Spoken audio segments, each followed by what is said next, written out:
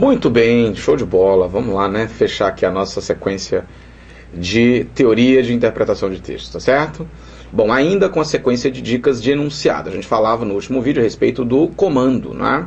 Importante você saber o comando. Aquela história de você ficar na dúvida entre dois itens, ficar julgando, né, nesse momento, muito mais com base na sua angústia, né? Na minha angústia.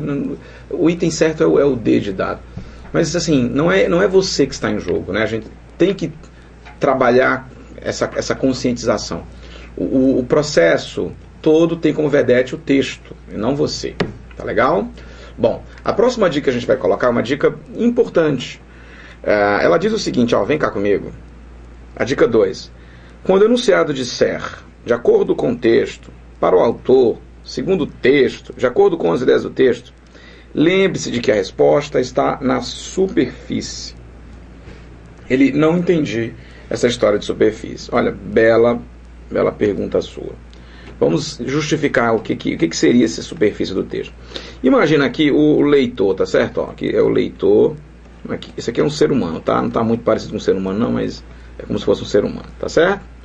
Tá aqui a folha de papel, aquela folhinha que você vai... Peraí, deixa eu apagar que ficou feia pra dedéu, peraí. Aqui a gente não tem...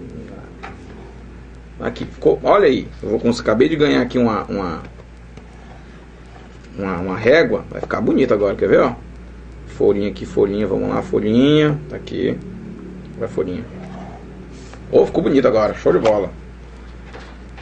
Olha só, e aí, gente, nós que estamos lendo o texto, nós temos que levar em consideração que muitas informações se encontram aqui na superfície textual. Ele não entendi, por exemplo, dados, não é? Dados estatísticos, por exemplo, além de dados, afirmações que o autor faça, citações, a tese, a própria tese do texto, está tudo na superfície. Só que lembre-se de que um texto, ele tem sempre informações que estão na sua superfície e informações que estão no seu subsolo. Essas informações do subsolo, elas se encontram ou um pouquinho perto do subsolo ou um pouquinho mais fundo, não é, ó, do subsolo, um pouco mais distante do fundo do solo do texto. Então, as informações que estão aqui na superfície, elas sempre serão encontradas quando o leitor, quando o enunciado disser, de acordo com o texto, de acordo com as ideias do texto, segundo o autor, segundo o primeiro parágrafo, pelo que diz o último parágrafo do texto. Então, você vai lá ao parágrafo, coleta o segmento, né, ó, coleta o segmento e analisa. Só que vai acontecer o seguinte, o autor da questão, né, eu estou falando agora do cara que elabora a prova em si, ele não vai pegar tal qual está no texto e reproduzir no item. É óbvio. O que ele vai fazer, gente? Ó, vamos lá. A, B, C, D, E. O que ele faz? Ele faz o seguinte. Ele pega aqui, ó, esse fragmento que está aqui, eu vou pegar a cor de rosa, ó. Aí ele vai fazer aquilo que a gente chama de paráfrase. Vocês sabem o que é paráfrase? Vem cá comigo, ó. Paráfrase é quando eu pego o que alguém disse e digo só que de uma outra maneira, só que digo com outras palavras. Não a minha maneira especificamente, eu digo com outras palavras. Né? Então, o que esse tipo de questão traz? Olha só o nosso grau de conscientização. Leu o texto. Primeira pergunta, primeira questão diz assim, de acordo com o segundo parágrafo do texto, pode-se considerar verdade que... Então, o que ele vai fazer? Ele vai pegar o segundo parágrafo trouxe 3, 4, 5 informações. Ele vai pegar uma lá, a verdadeira, vai colocar lá no item verdadeiro, só que vai dar uma roupa nova para aquela mesma informação. É só isso.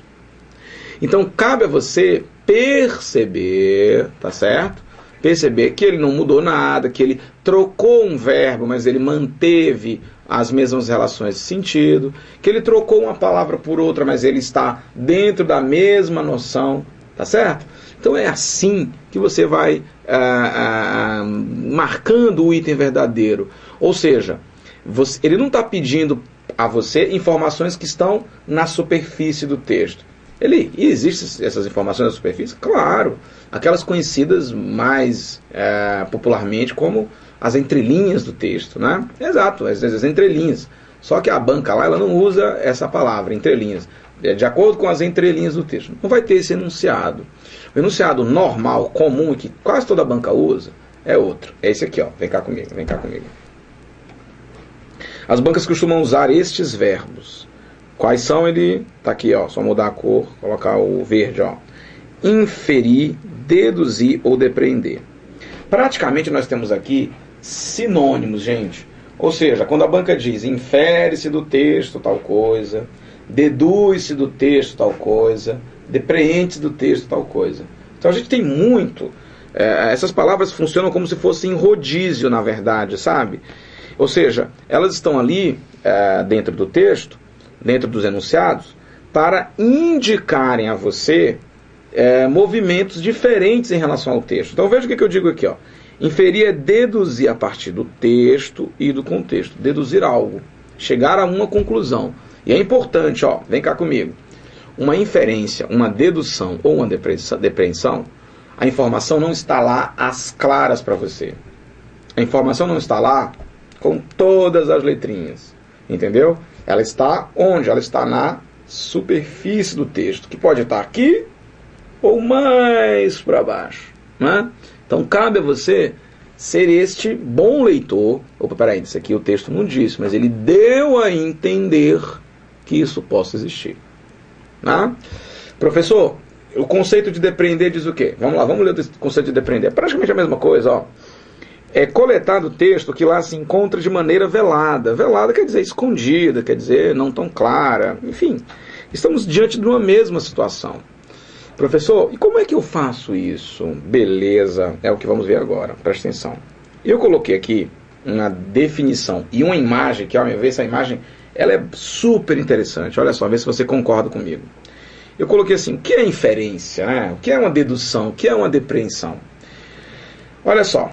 Inferir é deduzir a partir do texto, a partir do contexto e um ingrediente que eu não havia colocado, que eu vou colocar agora, da realidade. É muito interessante isso aqui. Ele, realidade, como assim? Primeiro que você vai dizer uma coisa. O que você quiser depreender ou inferir de um texto, você tem que primeiro ter indícios documentais, ou seja, o texto. 2, você vai pegar essas informações ou essa informação e você vai... digamos assim, passá-la dentro daquilo que você concebe como verdade. Aqui nesta hora, as tuas experiências, as tuas vivências, elas contam. Aqui é você, ó, e os seus pequenos mundos, sua religião, sua ética, seus valores, seus medos, suas angústias, suas depressões, enfim, suas limitações, seus conhecimentos, tudo está aqui. Então você vai pegar uma informação que está no texto, vai jogar aqui nesse liquidificador que é a sua cabeça, tá certo? Depois que você colocar aqui dentro e que você tiver quase um veredito, você vai jogar para a realidade. E a realidade, que é o mundo, ela dá freio a você. Eu sempre costumo dizer isso. Vem cá comigo, ó. Se existe um negócio que dá freio na gente, é a realidade. E numa inferência vai ser do mesmo jeito também. Às vezes, o texto está dando a entender uma coisa, você processou algo próximo daquilo que o texto dizia, vai procurar a realidade, vai consultar a realidade, e, rapaz, não é assim não. No fundo, na vida as coisas não funcionam desse jeito. Isso me lembra sempre aquela história da noiva, né, que diz que vai, quando eu casar, estou perto de casar, eu vou sempre preparar o jantar para o meu maridinho quando ele chegar 7 horas da noite, vai estar lá o jantarzinho dele, com a cerveja que ele gosta, não sei o que, não sei o que. Isso aí é a ideologia, né? Isso aí é você na sua cabeça, né? O seu mundinho lá, fabricando, desejando arduamente que isso aconteça. Quando a gente vai para a prática, nem sempre acontece assim, não. A mulher vai dizer, não vou fazer jantar para ele não, ele está chegando tarde, sei lá o que ele está fazendo, isso que está trabalhando, nem acredito. Ele quiser que compre alguma coisa no meio da rua, que sei lá, que faça um ovo, vire-se. Entendeu? Então a realidade, nem a vida nem sempre... ela é como a gente planeja. Então, do mesmo jeito, é a inferência. O texto vai te dizer uma coisa, os teus, né, as tuas experiências de vida, né, o teu contexto vai sinalizar também algo a favor, aí você vai fazer a última checagem. Dentro da realidade isso é possível? Ah, isso é possível, então eu vou dizer, essa inferência, ela vale. Ou então, e aí a realidade diz o quê? A realidade diz que isso não rola, que isso daí não é 100%, que isso aí não tem nenhuma chance. Ah, então não vai acontecer não. Professor, tá teórico, vamos à prática? Claro, vamos ver agora. Vou sumir. Eu coloquei aqui 2 pequenos exercícios, são exercícios muito pequenininhos. Eu quero mostrar a vocês com esse pequeno exercício assim, se isso daqui ocorre, se inferências ocorrem em fragmentos tão curtos, vocês imaginem textos imensos, né? Então vamos aqui, ó. O fragmento 1 diz assim: João passou a trabalhar à noite. O que a gente consegue inferir, gente? O que dá para inferir? Isso aqui é a linha reta, né? Eu quero que a gente pegue agora as informações que estão aqui embaixo, né? Ou a informação que está aqui embaixo. Olha, vem cá comigo, vê se você concorda comigo. Se João passou a trabalhar à noite, eu infiro, eu deduzo, eu depreendo que o João já trabalhava em outros turnos. Sim ou não? Sim. Não está escrito no texto que o João trabalha no turno da noite e no turno da tarde. Não está escrito. Tem que estar no documento. No documento, texto, não existe essa afirmação. Mas na minha cabeça, e consultando a realidade, se ele passou a trabalhar à noite, eu julgo a minha experiência de leitor, de gente, e uso a realidade. Então ele já trabalhava em outros turnos. Vou fazer uma pergunta 2. Infere-se do texto que, vê se você concorda comigo, João já trabalhava, mas somente no turno da manhã. O que você acha? Diz aí. Vale ou não vale? Vale não. Por que não vale? Porque o texto não deu indício. Ele até pode, por exemplo, quando eu leio João passou a trabalhar à noite, ele pode ter hipóteses. Ele pode trabalhar tanto de manhã quanto de tarde e agora vai pegar um terceiro turno à noite. Pode. Ele pode só trabalhar de manhã e agora está assumindo um cargo à noite. Ele pode trabalhar de tarde e agora assumir um outro à noite também. O mais razoável aí é pensar, ele já trabalha durante o dia. Não sei se de manhã, não sei se de tarde. E agora vai trabalhar à noite. Essa é uma inferência plausível, a realidade diz isso. E o texto nos ajuda também. Mas o texto não consegue nos dar indícios de que o João só trabalhe pela manhã. A realidade nos dá um ok. Olha, uma pessoa pode trabalhar de manhã, beleza. Você na sua cabeça, o João, meu amigo, poderia muito bem trabalhar de manhã. Certo. Mas você não conhece o João. Então, como você não conhece o João, você vai pensar assim, esse cara, o texto não me dá essa segurança toda. Então essa inferência última, de que João trabalhava no turno da manhã apenas, e agora vai trabalhar à noite, essa inferência é falsa. Entendeu? Deu para perceber? Show de bola. Vamos agora a um outro movimento. Vem cá comigo, ó. Vem cá comigo. Já estou aqui, né? Desapareci. Pronto. Eu vou colocar uma vírgulazinha aqui, ó. Depois de trabalhar. Nós vamos reler o fragmento, tá? João passou a trabalhar à noite. O que é que o texto não diz, mas que está subentendido, está inferido na frase? Professor, vê se você concorda comigo. Professor, eu estou achando que agora o João não trabalhava e que agora ele vai começar a trabalhar à noite. Justo. O texto não diz, João era um vagabundo, não trabalhava nem de manhã nem de tarde, passava o dia dormindo. Agora recebeu uma proposta de trabalhar como segurança de uma boate. Foi lá e está trabalhando como segurança dessa boate. Pronto. E o texto disse isso? Não, o texto não disse isso. Esse é o ponto. O texto disse assim, João passou a trabalhar à noite. O que é que eu deduzo? João não trabalhava. O texto não disse, mas deu a entender essa ideia. Vocês percebem? E aí, essas horas, a gente lembra muito o CESP, né? O CESP quando diz assim, caso inseríssemos uma vírgula após a palavra trabalhar, os sentidos, bem como a correção gramatical, serão preservados. Não, os sentidos serão alterados. A correção gramatical, preservada, mas os sentidos não. Fechou? Beleza. Vamos agora ao próximo texto, ó. O próximo texto diz assim, que é um textinho, né, muito pequenininho. Ele diz assim: depois do que aconteceu, ele mandou pôr cercas elétricas no muro de sua casa. Bom, você não sabe o que aconteceu, né? Mas aí vem cá comigo. Eu vou realizar algumas inferências e vocês vão dizendo se sim ou se não, tá certo? Vamos lá. Inferência 1. A casa dele sofreu uma tentativa de assalto. Vai, vem aqui comigo, olha comigo. Olha pra mim, beleza. Dá pra inferir isso? Que a casa dele sofreu uma tentativa de assalto? Depois do que aconteceu, cerca. Ó, você tem indícios textuais. Cercas elétricas, depois do que aconteceu. Sim. Sim. Nós temos como provar que a casa dele foi assaltada? Não. Isso aí a gente não tem como provar. Isso não está na superfície do texto. Está onde? No subsolo do texto. Então o subsolo do texto diz: olha, infere-se que a casa dele foi assaltada. Mas eu não infiro só isso. Vê se vocês concordam comigo. 2. Infere-se do texto também que a casa dele sofreu uma tentativa de assalto. Não dá para inferir isto. Aí você consulta o texto, seus botões e a realidade. E diz: espera ainda. Se tentam assaltar a minha casa, o primeiro intuito meu é tentar proteger-me, sim ou não? E por cercas elétricas é um instinto e um processo até rápido. É mais eficiente momentaneamente do que comprar um cão pastor, esperar que o cão de filhote fique adulto para proteger a casa. Cercas elétricas são mais eficientes neste momento, sim ou não? Portanto, o que a gente vai dizer? A gente vai dizer que inferir que a casa dele sofreu uma tentativa de assalto é uma inferência possível.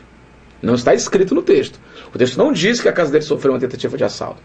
O texto diz que aconteceu algo. É em cima disto que nós estamos especulando esse algo. O algo é a inferência. Fechou? Terceira inferência. A casa do vizinho dele foi assaltada ou sofreu uma tentativa de assalto. E aí? O que você acha? É um pouco mais... Eu estou esticando um pouco mais a corda.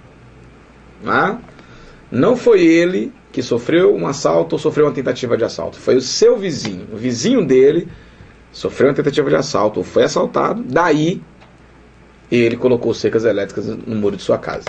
Dá para inferir isso? Dá para inferir.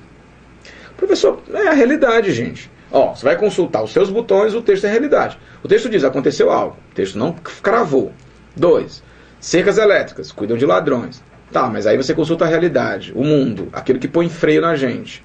Bom, se meu vizinho é assaltado, ou tenta assaltá-lo, eu posso muito bem querer me proteger também. Olha, se foi com um vizinho, pode ser comigo. Se não deu certo lá, pode dar certo aqui. Então eu vou me cuidar.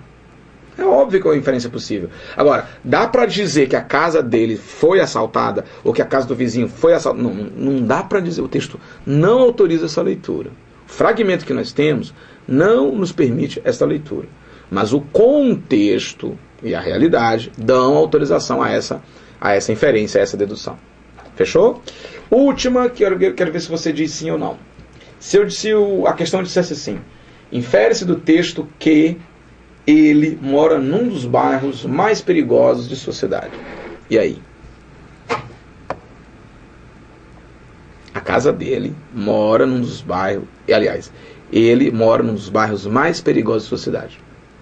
Dá para inferir pelo que depois do que aconteceu das cercas elétricas. E aí? Se eu disser que é falso, você concorda comigo? Que bom. É assim, ó. Por que é falso ali? Porque, gente, não necessariamente, aí a realidade ela dá freio na gente, ó. Em bairros muito perigosos, é normal que você veja casas com cercas elétricas? Não. Você pode pensar assim: ali, mas eu vejo umas ruas assim, esquisitas, umas casas grandes. Peraí. Uma coisa é uma rua esquisita, outra coisa é uma rua perigosa. Vocês concordam? Às vezes uma rua, ela é perigosa e é super movimentada, cheia de gente andando para cima e para baixo, mas ela é perigosa. Às vezes a rua é calma, tranquila, você diz: jamais eu moraria aqui, é muito esquisito. Mas pode ter que nunca tenha acontecido um assalto. Entende? Então, dizer que ele mora num dos bairros mais perigosos da sua cidade, por isso que ele colocou cerca elétrica, olha, não dá para julgar não. É uma inferência que extrapola o texto. E aí, cá para nós, as bancas fazem isso também. Elas te colocam numa situação próxima da realidade, mas aí na hora H ela, tira o tapete. Entendeu? E aí cabe a você pensar sempre nesses 3 pontos, não é? Ó, volta aqui comigo, ó. Sempre a gente vai estar pensando aqui. Se a questão diz infere-se do texto que, depende do texto que, leve em conta sempre esses três fatores. O documento, o texto, você, o liquidificador, que vai ser o seu cérebro, e, claro, a realidade. E aí depois você volta ao texto e confere ou não a inferência. Tá legal? Tranquilo? Cuidado, viu, gente? Cuidado. Vamos voltar aqui. Ali vamos ver isso na teoria? Claro. Na prática? Claro que sim. E agora nós vamos às dicas finais. São dicas de itens, né? Olha, essas dicas de itens são importantes. Vem cá comigo, ó. Primeiro você tem que pensar uma coisa. Eles serão 5 itens, certo? Mas se a minha banca for CESP ali, bom, não haverá itens, haverá um item. Tudo que eu falei aqui vale para a banca CESP também. A diferença é que lá no CESP você não vai ficar na dúvida entre 2 itens. Você vai dizer, este item é verdadeiro ou falso. Entende? Daí você vai consultar o texto até mais vezes. É até um ponto importante, talvez eu tenha esquecido de dizer isso, não me lembro.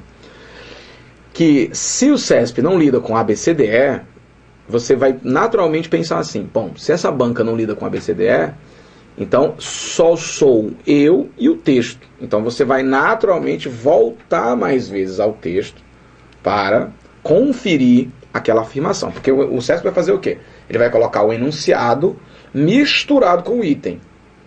Né? Então você vai dizer, isso aqui é o enunciado, isso aqui é o item. Aí você vai conferir com o texto. Você não vai ter ninguém para ficar na dúvida, não é para, eita, pauta na dúvida entre 2 itens. Não, você não vai ter dúvida entre 2 itens. Você vai ter dúvidas a respeito daquela afirmativa feita. Tá certo? Bom, quando a gente pensa em itens, eu estava dizendo, né? A gente sempre tem que levar em conta que vários aspectos pequenininhos, minúsculos, contribuem para que itens possam ser verdadeiros ou falsos. A primeira dica que eu coloco aí, eu vou ficar pequenininho agora, que dá para enxergar, olha só, pequenininho tá aqui, ó, em cima de mim, tá aqui, é aqui, né? Pronto, aqui, beleza, ó. Nos itens há sempre um podre. O que é isso, podre? Que palavra feia. É assim, eu chamo de item podre aquele item que não diz coisa com coisa.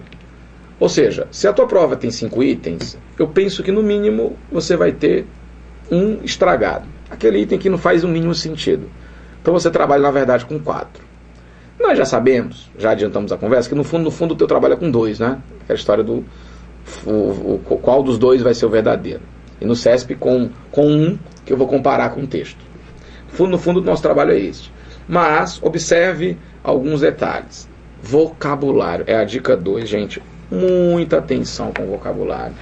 Olha, se há um negócio... Deixa eu me afastar um pouquinho aqui para você ficar enxergando. Pronto, você está enxergando a palavra vocabulário melhor agora, né? Pronto. Então, olha só, vou ficar aqui do ladinho. Se há um negócio que define muito, é o vocabulário.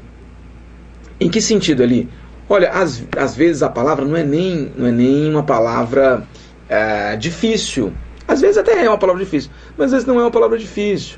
Por exemplo, o item diz assim, pelo que se nota no começo do texto, o autor ressalta o processo da globalização. Peraí, ressalta. Vamos bem cá. O que é ressalta? Aí você vai ter que olhar o texto e ver se o ato de ressaltar é notado no primeiro parágrafo. Porque vai ver, o autor no primeiro parágrafo não está ressaltando. Ele está apenas apresentando. Aí você pega e mistura esses 2 conceitos. Vocês entendem o processo? Então assim, há de se refletir. Aí o outro item diz assim, o enunciado diz lá, segundo o autor do texto, pode-se considerar que o problema da globalização, 2 pontos. Aí o item B diz assim, traz sérias consequências no que diz respeito a blá, blá, blá, blá, blá. Peraí, tá certo. Traz sérias consequências. Mas o primeiro parágrafo não está mostrando as consequências trazidas, mas as consequências, né, que foram, né, vamos dizer assim, que foram... vamos imaginar, ele fala nem de consequência, ele fala de causa. Mas ele joga com as palavras, ele joga com o significado das palavras. O que eu estava querendo dizer era exatamente isto. Então, quando ele diz ressalta, lá no texto não está ressaltando. Quando ele diz mostra as causas, lá não tem causa, lá tem consequência. Quando ele diz o autor do texto, 2 pontos, expõe o problema da maioridade penal de maneira ríspida. Expõe. Ele expõe mesmo ou ele cita, porque às vezes ele pode expor é expor, pá, tá aqui, na sua cara, entendeu? Outra coisa é citar. Então se ele cita, é uma coisa, ele expõe a outra. Então olha, no enunciado você tem que ficar muito atento a essas palavrinhas. É claro, ele não é toda a banca que é tão minuciosa assim, isso é verdade, não é? Há bancas pequenininhas que não aí entra uma questão, né? É o professor que elabora a prova, a equipe que elabora a prova. Porque quando eu penso em CESP, ESAF, Carlos Chagas, eu penso numa equipe de professores. Estas provas não são elaboradas por um ser pensante apenas. Ali você tem 10 professores gerando 20 professores que conversam entre si, que dialogam entre si e que geram essas questões. Entende? Então, assim, é muito diferente quando a gente pega uma banca desconhecida, uma banca lá do interior de não sei das quantas, um instituto que vai ver, enfim. Aí é um professor. Passou no meio da rua, professor de português, vem cá, elabora uma prova para mim aqui, por favor. Então, claro que nessas bancas pequenininhas a gente não vai encontrar muito isto. Mas nós estamos interessados em concursos de todas as naturezas. As pequenininhas e as mais complicadas. Vai que a tua banca seja uma dessas complicadas, tá certo? Vamos à próxima dica, vem cá comigo. Cuidado com palavras de sentido genérico. Todos, nada, sempre, nunca, nenhum. Olha, eu sempre dou essa dica, sempre digo isto. Observa, vem aqui comigo. Sabe como é que a gente diz, como é que eu comparo essa dica aqui? Aquele chaveco velho que todo homem usa. É chaveco de homem esse aqui, tá? As meninas que estão aí vão até dizer assim, é verdade, professor, chegam estes aí com esse chaveco. Qual é o chaveco? O cara chega assim, né? E diz assim, oi, tudo bem? Eu te conheço de algum lugar, não conheço? Vamos lá. Carnaval de 2005. Carnaval de 2005 foi na praia de Aracati. Eita, pera ainda. Pessoal que não é de Fortaleza, Aracati é um município daqui do Ceará. Praia, muito legal, muito bonito. Aí o cara joga esse chaveco. Se a moça estiver com um pouquinho de álcool na cabeça, né?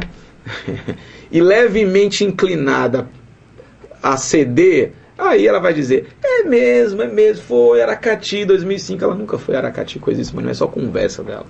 Vocês estão entendendo? Então esse chaveco de dizer, eu te conheço de algum lugar, ele é o mote para uma primeira conversa. Não te conheço não. Então, será que... Aí o cara começa a conversar e vai se mostrar agradável, né? Vai tirar um sarro de alguma coisa, vai brincar, e aí a conversa evolui, ela vai dizer, pô, senta aí, vamos conversar um pouquinho. Então, esse chaveco velho existe também nas organizadoras. Sabe qual é, gente? É exatamente esse grupinho de palavras. Tudo, nada, ninguém, sempre. É assim.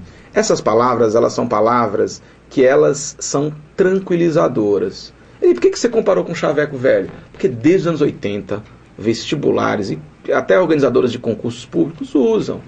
Os candidatos caem nela, não é? Quando você lê um item que diz assim, segundo o autor do texto, não há nenhuma possibilidade de o Brasil... E nós gostamos de afirmações fortes, definitivas. Eu fui descobrir isso quando eu fiz o meu mestrado, e eu li um texto sobre o Lacan, que é um grande psicanalista, e o Lacan falava sobre o poder que essas palavras têm. E veja a lógica, né? Vamos pensar um namoro. Um casamento, sei lá, um noivado que seja. Aí a moça diz assim, amor, você nunca vai me abandonar, não é? Aí o amor diz, claro, eu nunca vou abandonar você. Gente, e quando ele diz, claro, eu nunca vou abandonar você, ele está estabilizando a consciência da noiva, não é? Vamos supor que a noiva dissesse, amor, você nunca vai me abandonar, não é? Aí o outro amor diz assim, olha, eu não tenho essa intenção não, mas pode ser que um dia eu abandone, viu? Estou sendo sincero com você. Dá para fazer isso? Claro que não. E nessa pesquisa, nessa leitura do Lacan, eu descobri o seguinte, que essas palavras não são palavras, como eu falava, tranquilizadoras. Quando eu digo, nada vai acabar o nosso amor. Oh, que bom.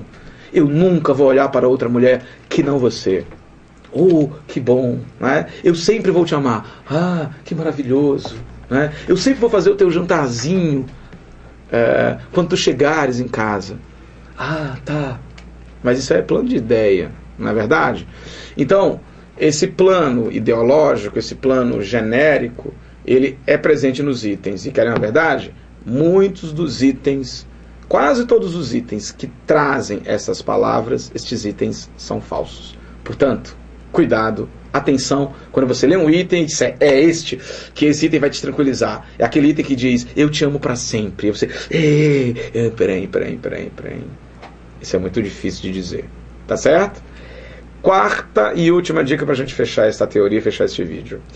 Olha só, eu digo assim, isso aqui vai ficar mais claro na teoria, na prática, viu, gente?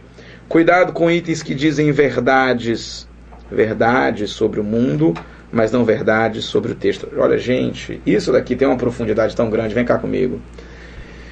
Existem itens, mas eles parecem ser tão verdadeiros, mas tão verdadeiros, só que eles estão dizendo algo que está fora do texto. E a questão de segundo texto. Entende? Então, assim, eu não vou simular aqui, inventar agora uma definição ou um exemplo, porque isso só é interessante quando a gente lê mesmo, tá? O próximo vídeo, ou os próximos dois, eu estou avaliando aqui se eu vou usar 2 ou muito provavelmente 2, eu vou dedicar à resolução de exercícios, tá certo? E aí eu vou mostrar por quê que a gente tem que ter cuidado com itens que dizem verdades sobre o mundo, mas não verdades sobre o texto. Tá legal? Pois bem, você espera aí, daqui a pouco a gente volta com exercício.